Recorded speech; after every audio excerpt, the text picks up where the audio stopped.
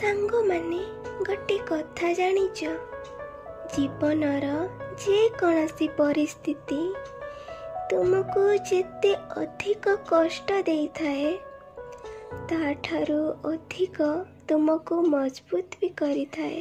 जीवन रे आसीथिबा जेकोसी विपद बा असुविधा तुमको सर्वदा किछि ना किछि शिखाई दे ही जाई थाए। एही संसार रे एमिति कौनसी व्यक्ति नहीं जहा पाखरे समस्या ही नहीं आउ एही संसार रे एमिति कौनसी समस्या नहीं जहार समाधान ही नहीं।